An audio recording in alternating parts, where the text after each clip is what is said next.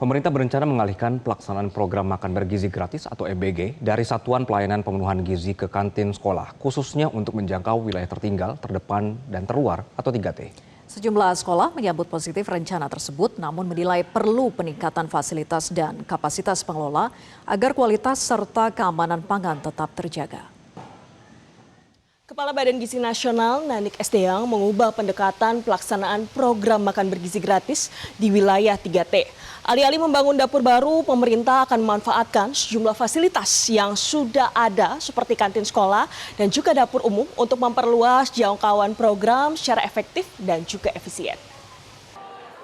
SMP Negeri 111 Jakarta menyatakan siap mendukung rencana pengalihan program makan bergizi gratis ke kantin sekolah. Namun pihak sekolah menilai dibutuhkan peningkatan fasilitas dan pelatihan bagi pengelola kantin agar standar pengelolaan makanan tetap terjaga.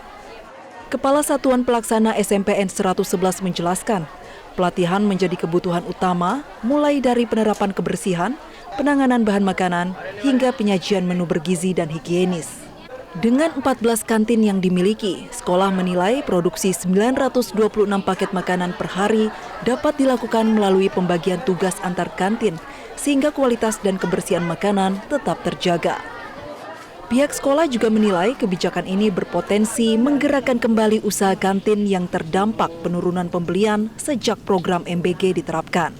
Oke, untuk kantin di 111 pada prinsipnya sangat mendukung dan sangat setuju dengan program yang akan ada pengalihan SPPG ke kantin sekolah. Namun perlu ada catatan bagi 111 dengan 14 kantin yang ada. Memang dengan adanya MBG ini mereka terdampak ya karena anak-anak banyak berkurang dan jajan ke kantin. Namun jika kantin itu diadakan pelatihan, kemudian fasilitas kantin diperbaiki, kemudian prosedur tentang pengelolaan makanan juga lebih ditingkatkan, insya Allah juga bisa dengan program menggantikan SPPG itu mampu. Sementara itu, pengelola kantin menilai pelaksanaan MBG melalui kantin sekolah memerlukan pelatihan khusus dan dukungan sarana yang memadai agar standar kebersihan dan kualitas makanan dapat dipenuhi. Teman-teman kita semua ini memang butuh pelatihan juga, misalkan ini diadakan di kantin memang harus butuh bimbingan dan pelatihan dari pemerintah. Baik Pak, karena kan ini produksinya cukup besar begitu ya Pak ya, apakah ini juga untuk dapurnya sendiri juga perlu ditingkatkan atau bagaimana Pak? Untuk dapurnya memang harus ditingkatkan, dari segi tempatnya memang harus diperbaiki lagi lah. Dari pihak pemerintah memang harus membantu fasilitas yang lebih layak gitu. Di sisi lain, para murid menyambut baik program makan bergizi gratis karena membantu memenuhi kebutuhan nutrisi selama belajar. Namun mereka berharap ada evaluasi berkala terhadap kebersihan dan kualitas menu yang disajikan. Kalau kamu harapannya buat MBG ke depannya gimana, Dek?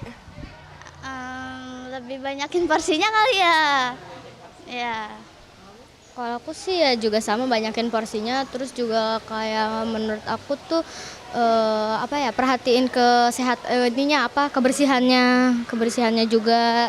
Soalnya kadang kayak ada yang sesuatu gitu di makanannya. Di tengah upaya efisiensi dan percepatan perluasan MBG ke daerah 3T, pemerintah kini mengandalkan fasilitas yang sudah ada, termasuk kantin sekolah. Namun seberapa siap kantin sekolah menjadi ujung tombak dari penyediaan makan bergizi bagi siswa, dan mampukah kebijakan ini menjawab tantangan pemerataan gizi hingga pelosok negeri? Mengingat yang saat ini tergambar di ibu kota jauh berbeda dengan daerah tertinggal. Dari Jakarta, Bianca Sumendap, Wandi Saragi melaporkan untuk Metro TV. Jelajahi cara baru mendapatkan informasi. Download Metro TV Extend sekarang.